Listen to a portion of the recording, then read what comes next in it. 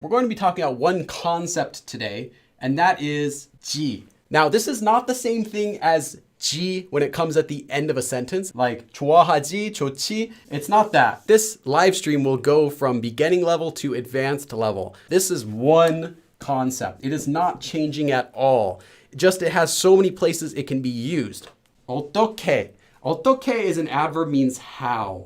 So you take an action verb, stem, and then you attach 는지. Now what this does is, all it is 지, the action verb has been turned into an adjective. So if you remember from our lessons, we talked about how to turn an action verb like 하다 into an adjective, becoming 하는. That's all this is.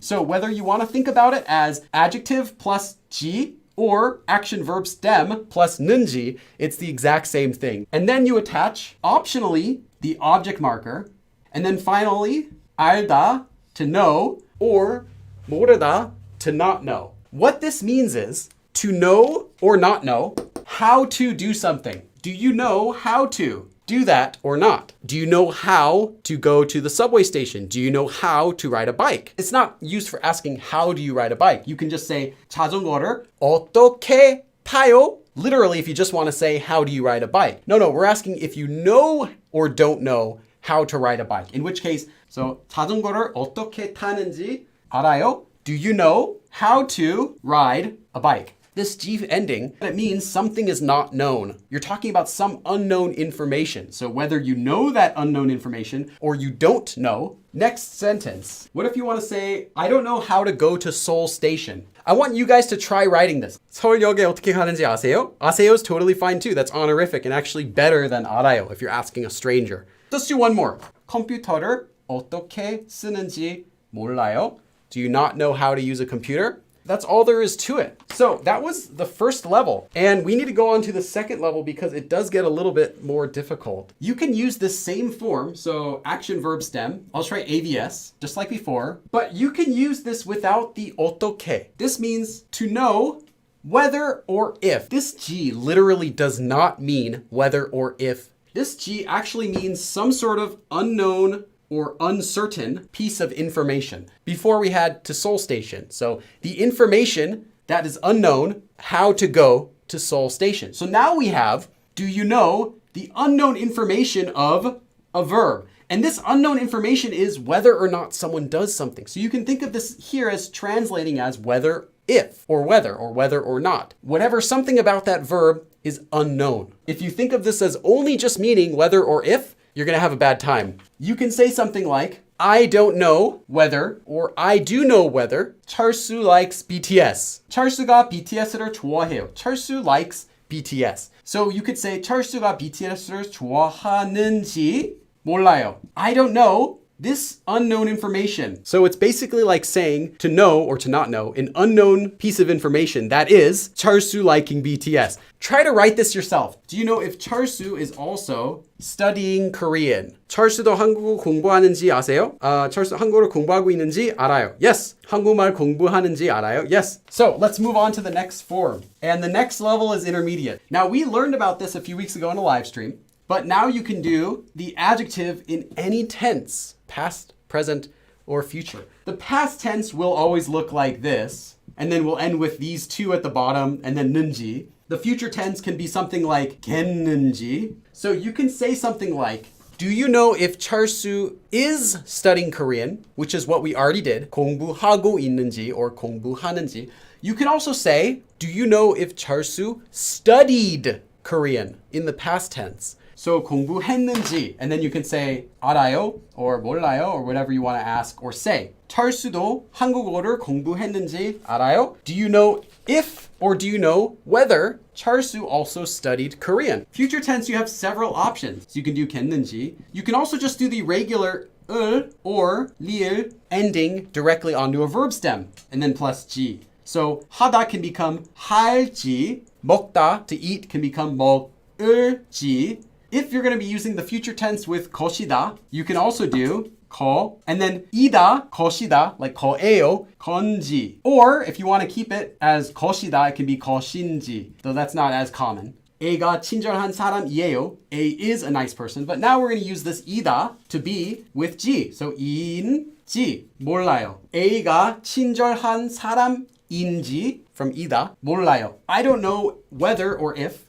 A is a nice person. Let's say, do you know whether it will be hot tomorrow too? Normally, if you wanted to say it will be hot, you would say 더울 거예요. So 내일도 더울지 알고 싶어요. I want to know whether or if tomorrow will be hot also. What other verbs besides 알다 and 모르다 do you think that we could use? You can ask. You can tell someone, inform someone. You can teach someone. You can even be curious. 내일도 더울지 궁금해요. I am curious whether tomorrow will be hot also. 알려주세요. Please let me know. What about this? So 내일도 비 올지. Whether it will rain, please tell me if it will rain tomorrow too. So let's go back to our very first form. 제가 한국어를 어떻게 배울 수 있는지 몰라요. So I don't know how I can learn Korean. But then can't we also say something like this? 가르치다 meaning to teach. So 가르쳐주세요 meaning please teach me how I can learn Korean. Any sort of unknown information and anything that you could do with that. So you could tell someone information, you can find out, you could teach, you could say, anything like that you can use as a verb with this G form. We just removed this 어떻게. What else can we put in here? You can put 얼마나 in there. So you can say 제가 한국어를 어디에서. So let's change it to 말해주세요. So please tell me where I can learn Korean. 제가 한국어를 얼마나 means how much. 배울 수 있는지 말해주세요. Please tell me how much Korean can I learn? You wouldn't say that usually. You'd probably say something like 제가 1시간 안에 within 1 hour 한국어를 얼마나 배울 수 있는지 말해주세요. Please tell me how much Korean I can learn within 1 day or within 1 hour, something like that. 언제? When can I learn Korean? Ask yourself this question. What happened to whether or if? Where is whether or if in this sentence? Whether or if was never a translation for this G form in the first place, which is why I didn't want you guys to get attached to it too much. You'll see it used to mean whether or if all the time, but that's not really what it means. What it really means is unknown information of the verb. So whether or not, or if at all, I can learn Korean. If so, where? This is unknown. What is unknown? Well, can I learn Korean? What if you want to ask someone, where's the bathroom? Normally you would just say, 화장실이 어디예요? 어디 있어요? Or something like that, right? This might not be the most natural way you would speak in English, right? If you walk up to someone, where is the bathroom? And when you're a beginner, that's all you can do. So instead of just saying, excuse me, where is the bathroom? You want to say, excuse me, do you know where the bathroom is? 화장실이 어디 있는지. So instead of just 어디 있어요, 어디 있는지 아세요 or 알아요? I would recommend, if you can, using honorifics. If you want to ask somebody, what does it mean? 무슨 뜻이에요? Means what does it mean? Now we can also use this to say, I don't know what 벽 means. So we can say, I don't know what is 뜻이다 to be the meaning of 벽. 벽 무슨 뜻인지 몰라요. So now we're going to use why. Do you know why 철수 left? 철수가 왜 나가는지. So whether 철수 left or not is unknown. Specifically, do you know why? Why did 철수 leave? Do you know why 철수 left? Do you know when 철수 left? Do you know what time 철수가 몇 시에 나가는지 알아요? Do you know what time 철수 left? 누구랑? With who? Do you know with who 철수 left? Do you know who 철수 left with? We're going to go into advanced. How would I say, do you know how difficult Korean is? Do you know this unknown information of how difficult Korean is? Whether Korean is difficult or not, how much it is, do you know? What if you wanted to say whether or not? You don't really need to say this or not, because if you say, do you know whether Korean is difficult? It means the same thing as, do you know whether or not Korean is difficult? So this is to emphasize the fact that it might not be a certain way. So we first take our adjective, we attach G, then we attach the negative form of this same adjective, and then attach G. And then we finish the sentence with whatever you want to say.